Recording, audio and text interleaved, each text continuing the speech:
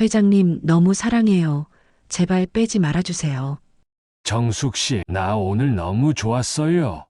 우리는 20분 동안 사랑을 나누면서 서로의 체온을 느낄 수 있었습니다. 오늘은 내가 새로운 환자를 만나는 날입니다.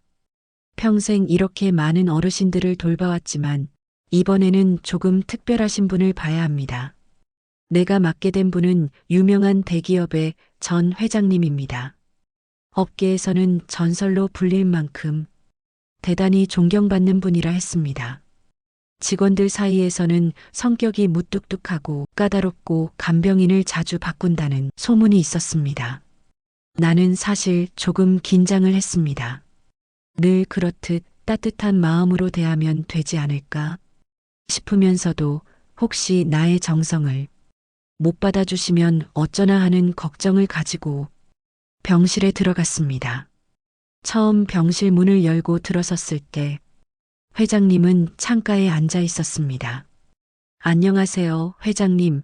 저는 앞으로 회장님을 돌봐드릴 간병사 한정숙이라고 합니다. 그분은 갑자기 고개를 돌려서 내 얼굴을 똑바로 쳐다보셨습니다. 예리한 눈빛에 순간 움찔했지만 그 눈동자 속에는 서글픔이 비치는 것을 나는 놓치지 않고 알아차렸습니다. 또 바뀌었군. 이번에는 얼마나 버틸까? 그 한마디가 내 마음을 흔들었습니다. 그는 사람을 믿지 않는 눈빛이었고 그만큼 상처를 받아온 건지도 모릅니다. 나는 마음속으로 다짐했습니다. 아무리 까다롭고 힘들게 해도 끝까지 함께 해드릴 거라고. 며칠이 지났습니다. 회장님은 언제나 시큰둥했습니다. 물은 미지근하게, 너무 차갑지도 뜨겁지도 않게, 각도는 딱 45도로 기대야 허리가 안 아프지. 사소한 것도 까다롭게 굴었지만 저는 이상하게 싫지만은 않았습니다. 오히려 그 꼼꼼함 속에서 나름의 삶의 태도를 느낄 수 있었습니다. 어느 날 저녁 식사를 도와드리는 중에 내가 실수로 국을 조금 흘리고 말았습니다. 순간 가슴이 철렁 내려앉았습니다. 분명 불호령이 떨어질 줄 알았는데 회장님은 잠시 나를 보시더니 이렇게 말씀하시는 거예요. 사람이란 흘리고 깨지고 그러면서 사는 거지. 자네의 놀란 얼굴을 보니 묘하게 웃음이 나는군. 그 미소는 처음 보는 모습이었습니다. 그날 나는 깨달았습니다. 사실 까칠함 뒤에는 거대한 외로움과 따뜻함이 숨어 있었다는 것을. 날이 갈수록 우리의 대화는 늘어갔습니다. 나는 간병인으로서 일상적인 이야기를 했지만 어느 순간부터는 내 삶의 고단한 이야기, 젊은 시절 잃었던 남편 이야기, 홀로 키운 아이들 이야기까지 하게 되었죠. 나는 10년 전 불의의 교통사고로 남편을 잃었고 생계수단으로 요양보호사 일을 하면서 중학교 2학년 딸아이와 초등학교 6학년 아들을 홀로 키우면서 어렵지만 즐거운 마음으로 살아왔습니다. 정숙 씨, 10년 전 남편을 잃고 혼자서 아이들을 키우셨단 말인가? 네, 회장님, 그렇습니다. 외롭고 힘든 적이 많았습니다. 하지만 아이들이 저에게 살아갈 큰 힘을 주었습니다. 지금은 아이들이 커서 막내가 대학생입니다. 엄마 고생한다고 공부도 열심히 해서 지금은 장학금으로 학교를 다니고 있답니다. 회장님은 잠시 눈을 감더니 깊은 숨을 내뱉었습니다. 뭔가를 생각하더니 말씀을 하셨습니다. 나는 돈과 권력 다 가져봤지만 정작 내 옆은 아무도 없었지.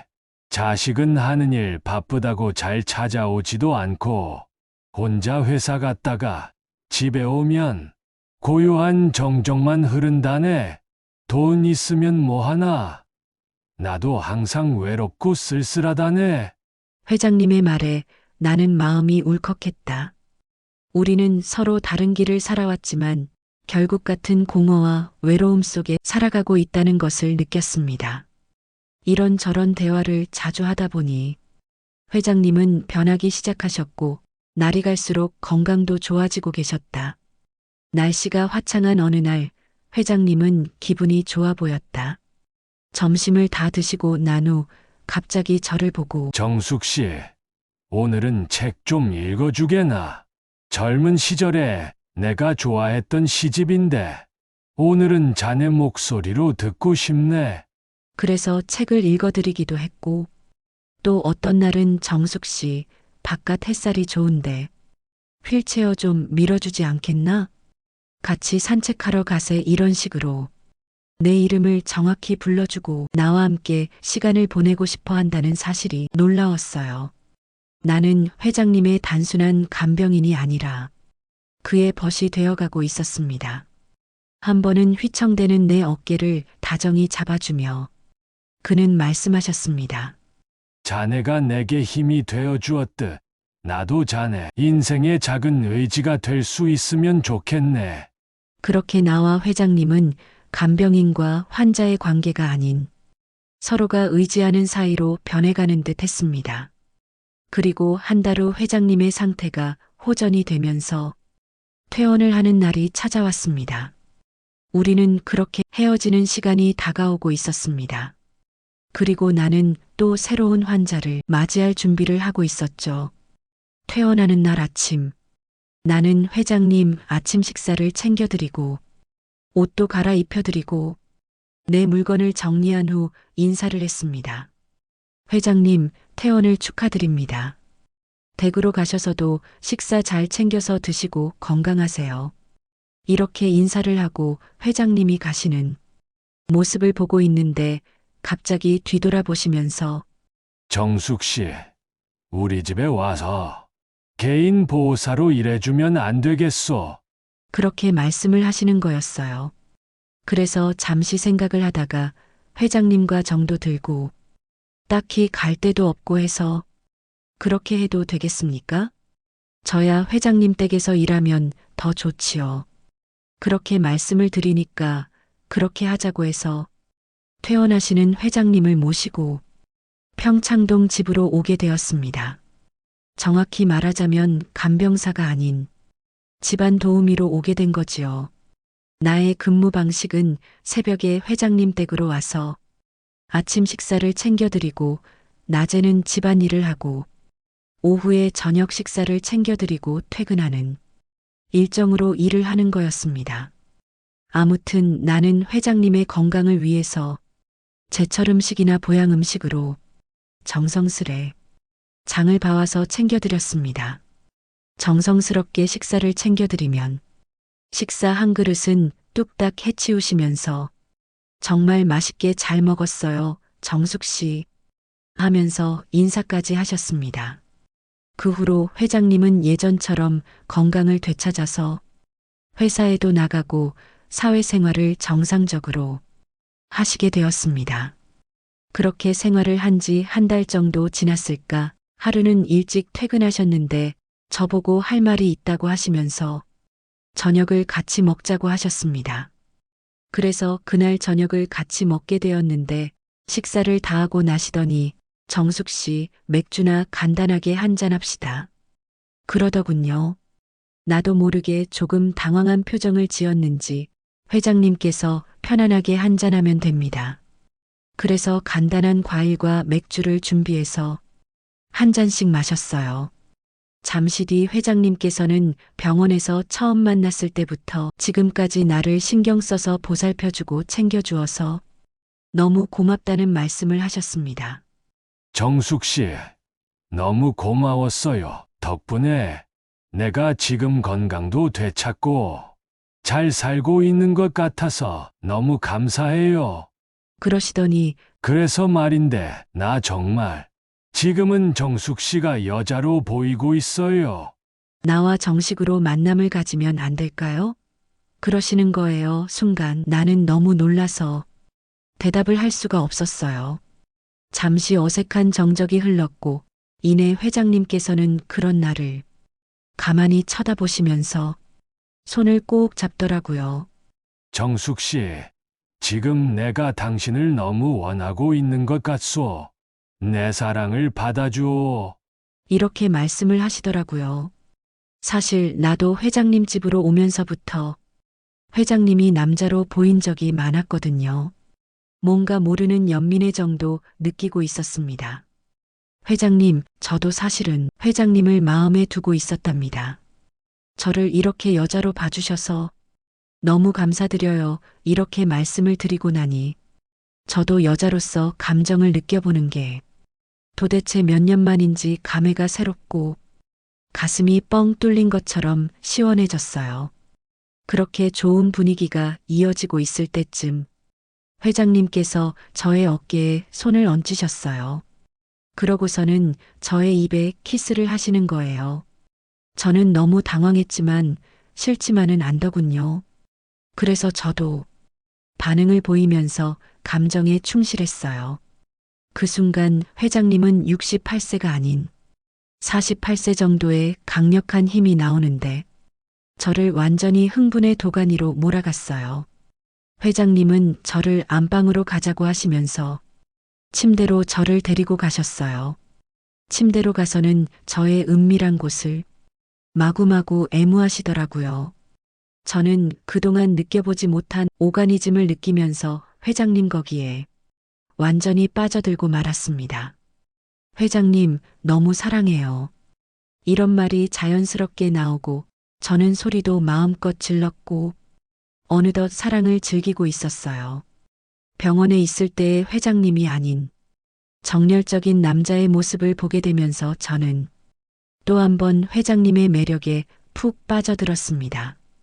그렇게 우리는 20분 정도 사랑을 나누었고 순간 나도 여자였구나. 이런 생각이 들면서 생활의 활력이 솟아나더라고요. 회장님도 만족하신 듯 정숙 씨 너무 멋져요. 나 오늘 너무 좋았어요. 이러시더라고요. 저희는 정리를 한 후 다시 주방 식탁에 앉아 맥주를 한 모금 하면서 현실적인 대화를 나누었어요. 회장님, 저는 회장님의 간병사이면서 도우미입니다. 현실적으로 저를 대해주시는 게 옳지 않을까요? 그러자 회장님은 정수가 무슨 말을 그렇게 섭섭하게 하니? 나는 너를 정말 여자로 보고 있다니까 이런 말을 하시면서 같이 살자고 하시더라고요. 그런데 우리 집 아이들은 내가 얘기를 잘해본다면 괜찮을 것 같지만 회장님 댁 자녀들은 제가 감당하기가 어렵겠더라고요. 현실적으로 용기가 나질 않았어요. 그렇게 며칠이 지나고 회장님은 자녀들에게 저의 이야기를 했고 자녀들은 아버지를 나무라기 시작했습니다. 세상은 우리의 관계를 곱게 보지 않았습니다. 제일 가까운 가족들이 내 존재를 못마땅했습니다. 먼저 회장님의 동생이 회사 임원으로 있는데 그분께서 나에게 하신 말씀이 이제 회장님 댁에 출근하지 마세요. 라고 하셨고 자식들이 집에 와서 며칠 지내면서 나를 출근하지 못하게 하셨습니다. 나는 이 모든 것들을 예상하고 있었습니다. 갑자기 내가 너무 과한 욕심을 부렸나 싶은 생각도 들었고 그 꿈 같은 3개월을 후회하기도 하면서 자책을 하고 있는데 회장님께서 전화가 와서 정수가 한번 만나서 이야기해. 이렇게 저희는 차를 한잔하면서 이야기를 나누었습니다.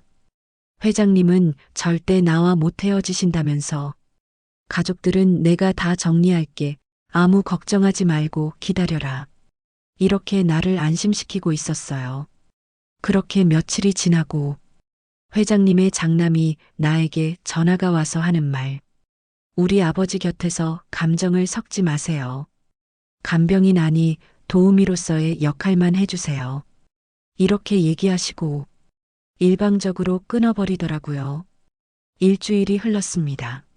나는 감정의 소용돌이 속에서 빠져나오지 못하고 있었고 너무 괴로웠습니다. 그러나 정신을 차릴 수밖에 없었습니다. 내 나이 50대 중반인데 내가 무슨 부귀영화를 누릴 거라고 이런 수모를 당하고 있나 회의감이 들었고 나는 결심을 했습니다.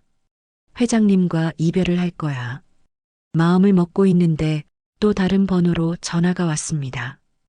회장님의 건강이 악화되었다는 연락이었습니다. 빨리 회장님 댁으로 와달란다. 이게 무슨 말인가?